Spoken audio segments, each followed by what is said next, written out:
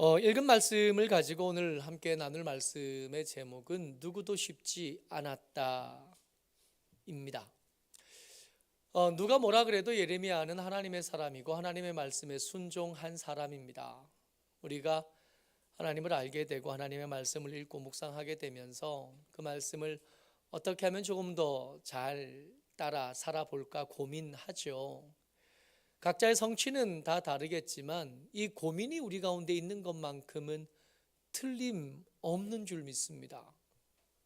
말씀대로 살아보려는 고민 말입니다.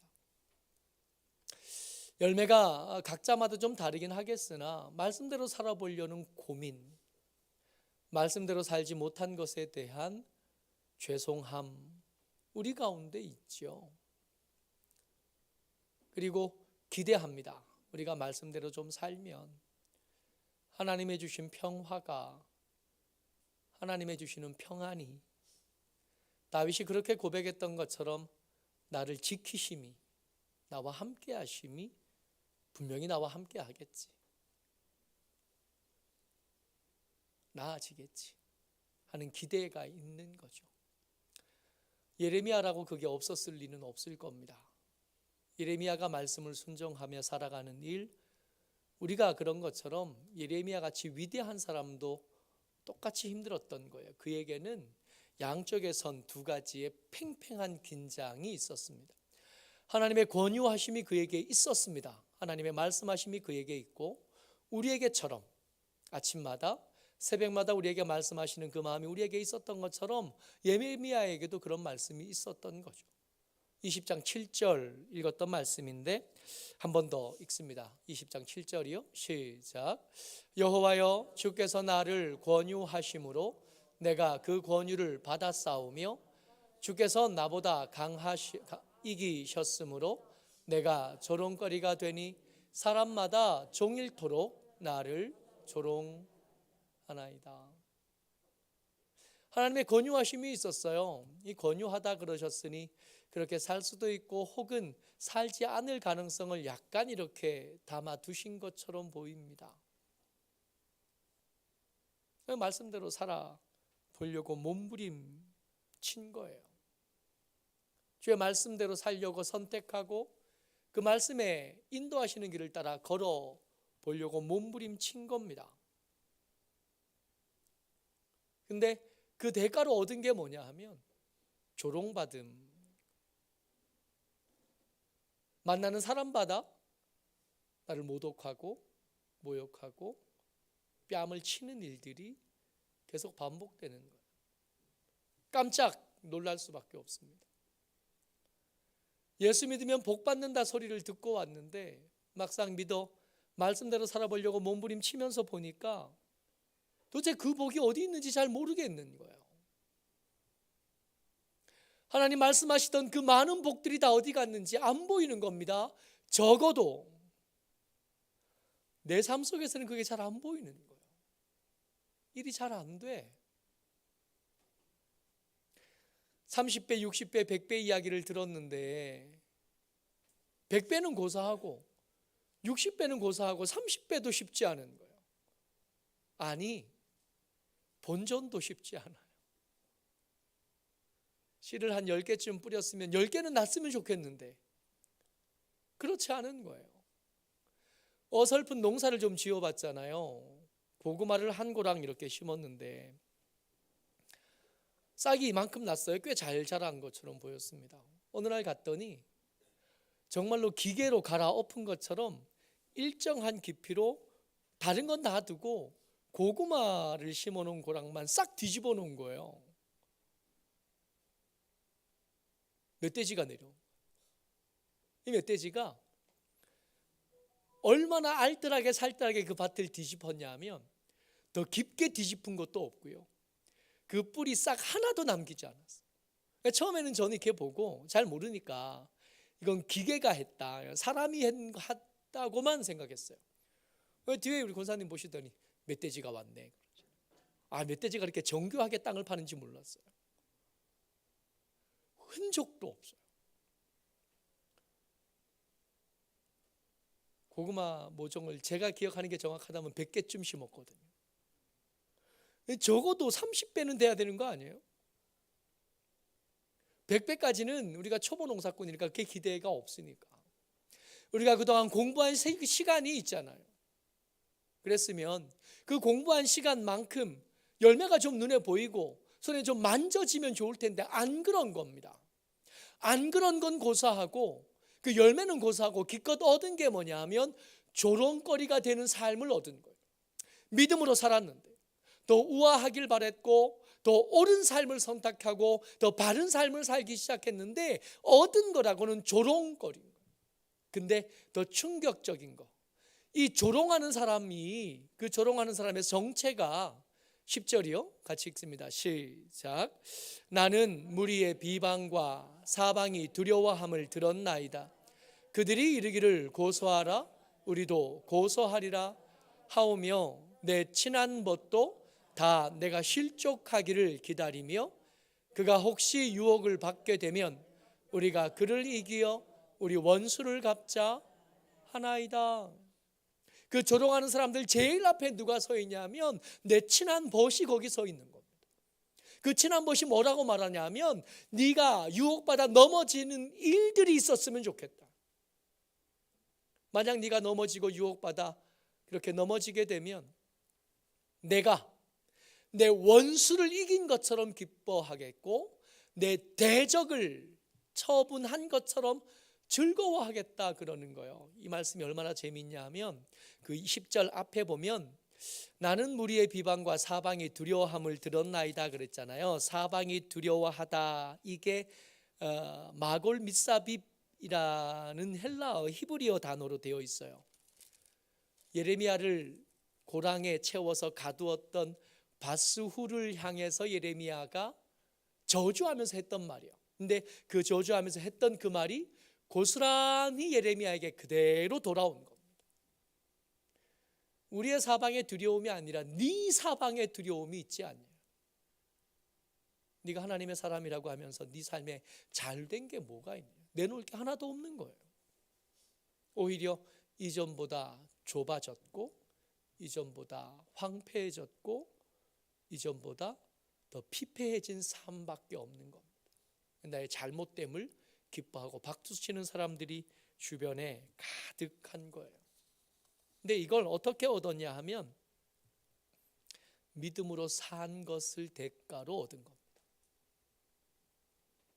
여러분 어떠세요? 예수 믿고 사서 여러분들의 삶이 좀 나아지셨나요?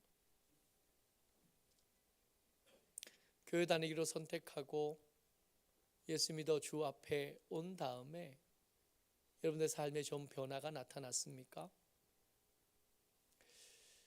제자 하나가 고민이 많은 중에 그동안 우리 예배에서 드렸던, 우리 교회에서 드렸던 예배를 이렇게 설교를 계속해서 들어요. 그래서 지금 한참 고민 많은 중에 열심히 듣고 있는데 이제 가끔씩 이제 전화를, 지금 미국에 있는데 전화를 해서 하는 말이 목사님 설교에는 복이 하나도 없어요. 미안하다요. 근데 어때요 여러분? 그리 크지 않은 교회 함께 신앙생활을 저와 여러분들 사이에서 기도 제목들 보면 아프다, 어렵다, 문제가 생겼는데 그 문제가 처음 문제가 아니란 걸 우리가 아는 거예요. 참 힘들고 어려운 삶들을 우리가 정말로 절면서 살고 있는 걸 제가 너무 잘 알겠네요. 만만하지 않잖아요. 분명히 우리 믿음 지키고 있고 예배하고 있고 이 믿음으로 살려고 몸부림을 치는데 좀 잘 되면 좋겠는데 우리 아들들이 우리 딸들이 그 하는 일들에서 좀 우리는 좀 어려웠어도 우리 아들들은 우리 딸들은 좀 잘 된다 한 얘기들을 좀 들었으면 좋겠는데 잘 안 되는 거예요. 이 예레미야의 이 심정, 열심히 하나님의 사람으로 하나님의 말씀 전하고 살았는데 얻은 거라고는 조롱밖에 없고 그 조롱하는 사람들 그 제일 앞에 한때는 내 친한 벗이었던 사람이 나를 원수라 그러면서 조롱하고 있는 걸 보는 거예요. 고민 참 많아지는 겁니다. 오늘 설교의 제목이 누구도 쉽지 않았다. 하나님이 유독 나만 그렇게 대하시는 겁니다. 하나님이 유독 우리만 그렇게 야박하게 대하시는 거 아닌가 하는 생각이 드는 건데, 여러분 그렇지 않다는 이야기를 좀 해드리고 싶었습니다. 그렇지 않아요. 말씀대로 사는 모든 사람들이 경험하는 일들이었습니다. 그 일들에 예레미야도 예외가 아니었던 것뿐이에요. 예레미야가 이렇게 고백합니다. 9절 말씀이에요. 시작. 내가 다시는 여호와를 선포하지 아니하며 그의 이름으로 말하지 아니하리라 하면 나의 마음이 불붙는 것 같아서 골수에 사무치니 답답하여 견딜 수 없나이다. 여러분 이게 무슨 뜻이냐 하면, 지금 예레미야 우리가 20장쯤 읽잖아요. 예레미야가 하나님의 말씀을 받아서 하나님의 말씀을 전한 지 세월이 꽤 지나갔어요. 근데 그가 전한 말씀은 매번 파멸이고 저주고 전쟁이고 멸망이었거든요. 근데 그 멸망의 말씀을 계속 듣고 전하고 하는 중에 예레미야가 알게 된 게 있습니다. 하나님께서 지금 말씀하시는 게 저주이기는 하지만 하나님이 저주하고 싶으신 게 아니라 저주받을 수밖에 없는 그 삶에서 어떻게든 백성들을 끌어냈으면 좋겠다는 간절한 마음이 있다는 걸 예레미야가 알게 된 거예요. 내가 지금 말씀을 전하는 일이, 이 말씀이 그냥 듣기에는 무섭고 두려운 말씀이지만 그 무섭고 두려운 말씀에 쫓겨와서 하나님께로 돌아오면 그 저주를 피할 수 있게 되고 그 멸망을 피할 수 있게 되고 그 심판을 피할 수 있게 되는 거거든요. 내가 열심히 말씀을 잘 전하면, 그래서 저들 한 사람을 설득해내면, 저들 한 사람을 발걸음을 바꾸게 되면, 그러면 하나님의 사랑이 만족되게 될 거라는 걸 알게 되는 거예요. 말씀으로는 두려운 말씀을 전하지만 그 말씀 속에서는 뜨거운 사랑이 불붙듯 하고 있다는 걸 예레미야가 알게 된 겁니다. 하나님 말씀을 그 사랑을 담아 전하다 보니 그 마음이, 예레미야의 마음이 하나님의 마음을 배워간 거예요. 하나님의 마음을 닮아간 겁니다. 근데 하나님의 마음을 많이 닮아갔어도 그 당하는 조롱이 싫은 거예요. 그 당하는 핍박이 가슴 아프고 내 친한 벗이 원수가 되어진 것이 억울하고 아픈 거예요. 그래서 못하겠다 그래 놓고는 그 사랑이 그 속에서 답답해지는, 하나님의 그 한없이 답답한 그 마음을 예레미야가 닮아간 겁니다. 하나님이 갑자기 예레미야 마음속에다 불을 지른 게 아니라 하나님의 마음을 조금 이해할 수 있게 되고 하나님의 마음을 조금 알게 되고 나니까 못하겠어서 안 합니다 해놓고 나서는 내가 안 하면 저것들 어떡하나, 내가 포기하면 저들 살 길을 잃어버릴 텐데, 저들이 당연히 얻어야 될 그 기회를 잃어버릴 텐데, 그럼 저들의 죽음은 어떡하겠고 저들의 멸망은 어떡하겠나 하는 것들로 마음이 불붙는 것 같아요. 그래서 그만두지도 못해요.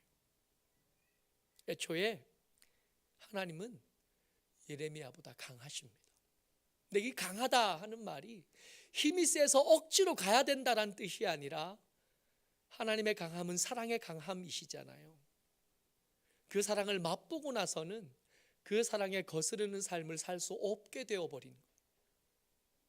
그래서 이 원수가 되어버린 이 친구도 원망하기보다는 그 앞길에 있는 멸망이 안타까우니 그만두지도 못하는, 이러지도 못하고 저러지도 못하고, 그 사람이 불쌍하기도 하고 아무것도 없는 채로 이 일을 감당해야 되는 내가 불쌍하기도 하고, 그래서 계속 하는 것도 어렵고 계속 하지 않는 것도 어렵고, 좀 그런 겁니다, 예레미야가. 그리고 찾아봤더니 믿음의 위대한 사람들이 이런 탄식에 빠졌던 때가 종종 있었더만요. 우리만 그런 게 아니더만요. 대표적인 사람이 욥입니다. 욥을 향한 성경의 평가가 이렇잖아요. 그는 온전하고 정직하며 하나님을 경외하고 악에서 떠난 자라. 여러분, 성경에 어디에서 한 사람을 향한 이 의로움을 이렇게 길게 말한 적이 어디 있어요? 한 사람을 향한 칭찬과 한 사람을 향한 이런 선하고 아름다운 말들이 이렇게 다 뭉친 사람 욥밖에 없습니다. 그러니까 욥이 1등인 거예요. 온전함이 1등이고 여호와를 경외함이 1등이고 악에서 떠남이 1등입니다. 근데 그가 그 고난을 다 당한 뒤 3장쯤으로 시작하면 3장쯤 가면 이렇게 말해요. 그 후에 욥이 입을 열어 자기의 생일을 저주하니라. 근데 이 3장 1절만 그런 게 아니라 3장 전체가 다 그래요. 그래서 제가 이걸 좀 읽어드렸으면 좋겠다 생각했습니다. 3장 1절을 제가 3장을 제가 세번역 성경으로 잠깐 읽어드릴게요. 그냥 들으셔요. 드디어 욥이 말문을 열고 자기 생일을 저주하며 울부짖었다. 내가 태어나던 날이 차라리 사라져버렸더라면, 남자아이를 배웠다고 좋아하던 그 밤도 망해버렸더라면, 그 날이 어둠에 덮여서 높은 곳에 계신 하나님께서도 그 날을 기억하지 못하셨더라면, 아예 그 날이 밝지도 않았더라면, 어둠과 사망의 그늘이 그 날을 제 것이라 하여 검은 구름이 그 날을 덮었더라면, 낮을 어둠으로 덮어서 그 날을 공포 속에 몰아넣었더라면, 그 밤도 흑암에 사로잡혔더라면, 그 밤이 아예 날수와 달수에 들지도 않았더라면, 그 밤이 아무도 잉태하지 못하는 밤이었더라면, 아무도 기쁨의 소리를 낼 수 없는 밤이었더라면, 주문을 외워서 바다를 저주하는 자들이 리워 야단도 길들일 수 있는 마력을 가진 자들이 그날을 저주하였더라면, 그 밤에는 새벽별들도 빛을 잃어서 날이 밝기를 기다려도 밝지 아니하고 동트는 것도 볼 수 없었더라면 좋았을 것을. 3장에 제가 반을 읽었어요. 그렇게 자기의 태어남을 저주하는, 차라리 안 태어났으면 좋을 뻔했다. 내가 이렇게 슬프고 이렇게 고통스러운데 차라리 내가 태어나지 말고 그냥 그날 죽었더라면, 없어졌더라면 좋았겠다. 우는 거예요. 그 탄식이 계속됩니다. 근데 정말 슬픈 건 이게 욥처럼 하나님께서 사탄에게 욥을 맡긴 사람들, 이 특별한 경우만 그런 게 아니라 예레미야도 이 20장 14절 이후에 가면 똑같은 말들을 해요. 20장 14절입니다. 같이요. 시작. 내 생일이 저주를 받았다면, 나의 어머니가 나를 낳던 날이 복이 없었다면. 다 힘들어요. 여호와를 경외하는 사람도 탄식할 일을 피해가지 못했고, 하나님의 말씀에 사로잡혀 샀던 사람도 탄식할 일에서 자유롭지 못했습니다. 예수님께서 변화산에 올라가셨을 때 두 사람 나타났었잖아요. 한 사람은 모세고 한 사람은 엘리야예요. 상징하는 게 있거든요. 모세는 율법의 대표로 나타났었고 엘리야는 선지자들의 대표로 나타난 거예요. 선지자들의 대표가 엘리야였던 겁니다. 그 엘리야가 이 이세벨, 살기등등한 이세벨을 피해서 로뎀나무 밑에 가서 이렇게 숨잖아요. 우리 로뎀나무 그러면 언뜻 떠오르는 건 이게 큰 그늘이 많은 그런 나무가 떠오르는데, 아니고 로뎀나무는 쌀이나무 같아요. 산에 올라가면 쌀이나무 있잖아요. 이렇게 삐쭉하게 많은 삐쭉한 것들이 이렇게 요만한 가지들이 이렇게 많이 있는 거. 그러니까 거기에 들어가서 그늘을 만들 만한 나무가 아니라 그 근처에 있는 나무가 그거밖에 없어서 그 덤불을 이렇게 비집고 들어간 겁니다. 그 비집고 들어간 이 엘리야를 하나님께서 이렇게 먹이시고 힘을 북돋은 다음에 호렙산으로 데려다가 굴 속에 넣어두세요. 그런 다음에 엘리야에게 찾아오십니다. 너 여기서 뭐하냐? 그랬더니 엘리야가 했던 말이 있어요. 열왕기상 19장 10절입니다. 같이요. 시작. 그가 대답하되 내가 만군의 하나님 여호와께 열심히 유별하오니, 이는 이스라엘 자손이 주의 언약을 버리고 주의 제단을 헐며 칼로 주의 선지자들 죽였음이오며, 오직 나만 남았거늘 그들이 내 생명을 빼앗으려 하나이다. 여러분, 하나님을 향한 열심으로 1등 가는 사람이 엘리야였던 겁니다. 하나님을 향하여 온전하고 경외함이 최고였던 사람이 욥이었다면, 하나님을 향한 열심히 특심했던 사람이 엘리야였다고요. 그 엘리야가 뭐라고 말하냐면 나만 남았습니다. 하나님을 위해서 열심히 일했는데 남는 거라고는 아무것도 없었습니다. 이세벨을 설득할 수 없었고 아합을 바꾸지 못했습니다. 저의 악함은 계속해서 끝간데 없이 치닫고 있는데 저들 앞을 막아서지 못했고 나는 이제 여기서 죽었으면 좋겠습니다. 실망한 거예요. 주저앉은 겁니다.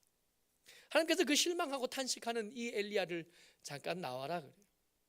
그리고 그 산 앞에 여호와 앞에 세우신 다음에 크고 강한 바람이 지나갑니다. 산이 갈라지고 바위가 깨져요. 그런데 그 사이에 하나님이 계시지 않아요. 그 다음에 지진이 나고 불이 나고, 그런데 그 사이에 하나님이 계시지 않아요. 근데 그런 효과들 다 주신 다음에 그 시끄러운 것들, 요란한 것들 다 지나간 다음에 세미한 음성으로 하나님이 말씀하기 시작하십니다. 하나님의 일하심이 우리와의 기대와는 전혀 다르다는 가장 강력한 증거를 엘리야가 보는 겁니다. 우리는 뭘 기대해요?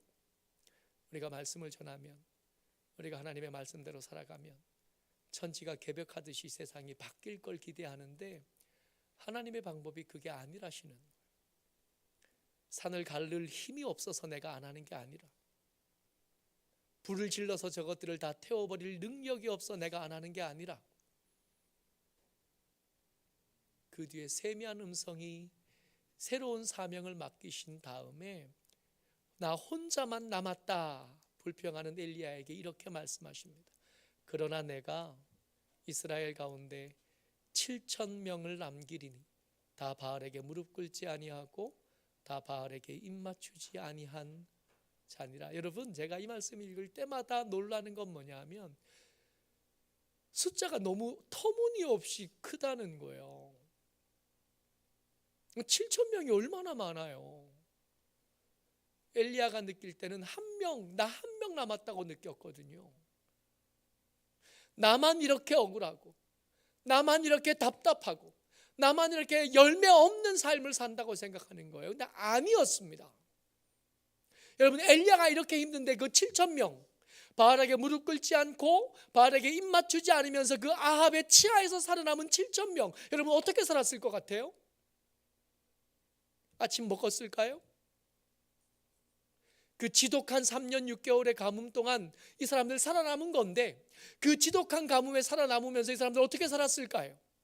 그나마 엘리야는 과부를 통해서 먹을 것도 없고 마실 것도 없고 그 사이에 까마귀도 만났지만 그 나머지 7,000명들 어떻게 살아남았을까요? 혼자만 그렇게 고민하고 혼자만 그렇게 단식하고 있다 그러지만 여러분, 착각입니다. 그렇지 않아요. 세상에는 숨어있는 위대한 믿음의 사람들이 너무 많은 거예요. 우리만 힘든 게 아니라 모두 힘들 뿐 아니라 그 힘든 중에도 믿음을 지켜가려고 몸부림치는 사람들 얼마든지 있는데, 그 사람들 한 명씩 잠깐만 이야기를 나눈다 그래도 온 1년을 다 보내도 다 못 만날 만큼 많은 거예요. 좀 전에 말씀 중에 나누었던 그 고민 많은 그 제자, 그 녀석은 미국에 가 있다 그랬잖아요. 거기서 예배 드릴 곳을 찾지 못해가지고 고민하고 돌아다니는 중에 큰 천막에서 예배 드리는 불황자 같은 사람들 가운데 초대를 받아서 예배를 드리러 갔대요. 근데 매일 예배를 드린다네요.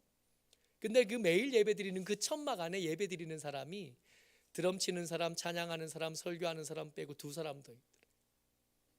자기까지 3사람. 그러니까 이 친구가 들어가니까 다들 너무 반가워하는 거예요. 그럼에도 불구하고 예배를 계속하는 사람들이 있다고요. 그럼에도 불구하고 계속 기도하고 그럼에도 불구하고 자기 믿음의 자리를 계속 지켜가는 사람들이 세상에는 얼마든지 있다고요. 마치 나만 남았다라고 이야기하는 그거 과장일 뿐만 아니라 사실도 아니었던 거예요. 그럼에도 불구하고 믿음을 지키는 위대한 사람들이 세상을 지탱하고 있고 하나님의 나라에 계속해서 쓰임받고 있고 그렇게 하나님의 역사를 이루어 가고 있습니다. 어쩌면 엘리야보다 더 힘든 상황에서 저 7천 명 살아남아 있는 거예요.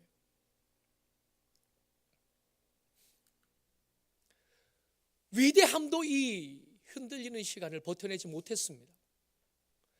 더 열정 있는 사람, 더 능력 있는 사람 결국 못 해낸 거예요. 흔들림에서 피해갈 수 없는 겁니다. 그러니까 우리의 이 흔들릴 때마다 기도해야 될 제목은 하나님 우리를 더 강하게 해주시고 우리를 더 크게 해주시고 우리를 더 힘있게 해주십시오가 아닐지도 모르겠어요.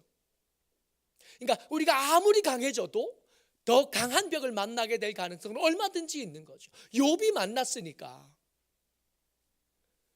엘리야가 만났고 예레미야도 만났으니까 우리같이 약한 사람들은 허다하게 만날 수밖에 없는 거예요.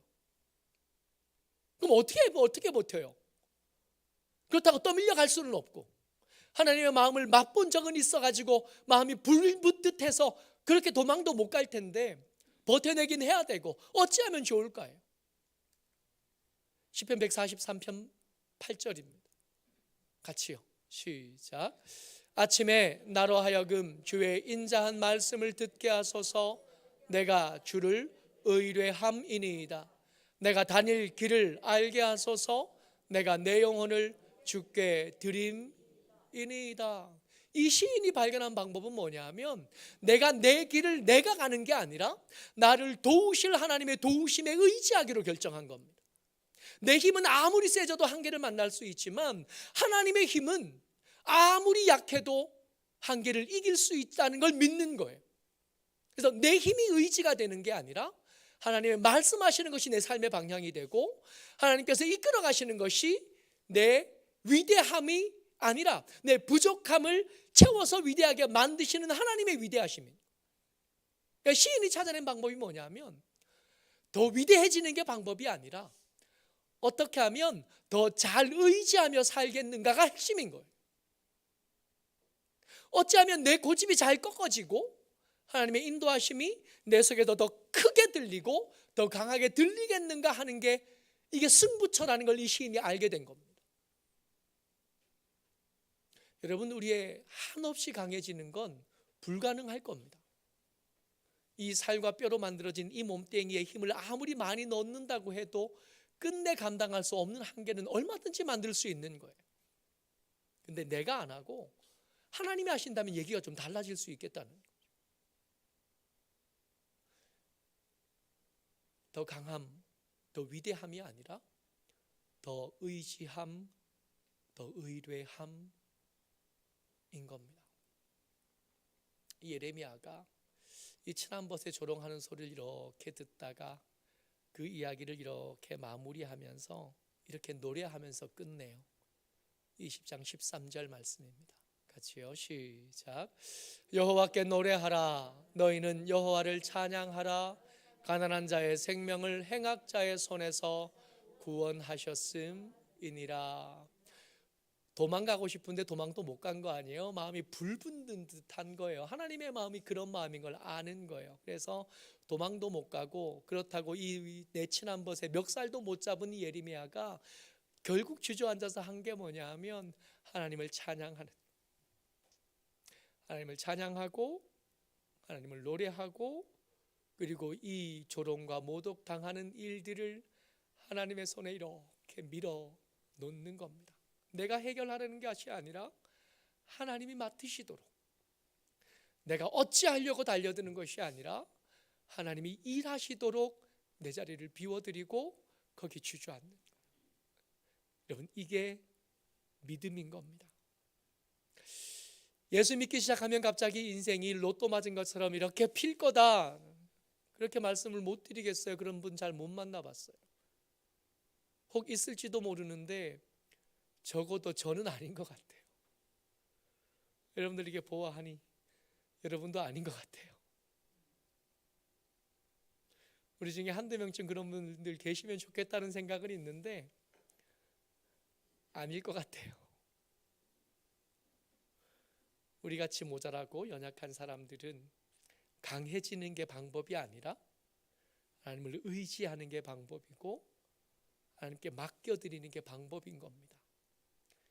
주저앉아서 나를 원수 삼은 친한 벗 그 목전에 앉아서 하나님을 찬양하기로 결정하고 하나님이 일하실 것을 기대하며 앉은 이 사람처럼 우리도 하나님 앞에 앉고 여전히 그를 찬양하는 하나님의 사람으로 살게 되시기를 주의 이름으로 축복합니다.